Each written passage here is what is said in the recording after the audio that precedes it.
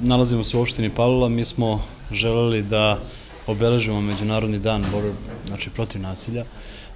Mislim da smo uradili zaista veliki posao kao država u prethodnom periodu, pre svega Ženska parlamentarna mreža koja je pokrenula inicijativu, zatim zakon koji je usvojen u Skupštini omogućit će da se preventivno borimo protiv nasilja. Mi kao, da kažem, mala lokalna zajednica želimo da damo doprinos u toj borbi i pre svega da na opštini Palilula uspostavimo dobar sistem, dobru saradnju između svih,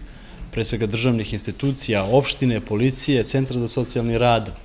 nevladinog sektora takođe i da apelujemo da sve žene na našoj teritoriji slobodno prijave nasilje u porodici, da u svakom trenutku znaju da je država uz njih, da su institucije uz njih, da ćemo gledati na sve moguće načine u skladu sa zakonom da pomognemo i mi želimo da rezultat naše borbe bude sve manji broj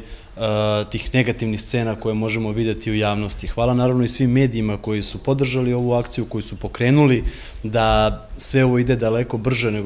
nego što se predviđalo u samom startu. Još jedan put želim svima da se zahvalim koji učestvuju u svemu ovome, a evo opet ponavljam, opština Palilula je tu da jedan mali zamajac i da sve ostale opštine pokrenu ovu kampanju u kojoj će ulivati pre svega sigurnost za sve naše sugrađanke u našem glavnom gradu, u našem Beogradu.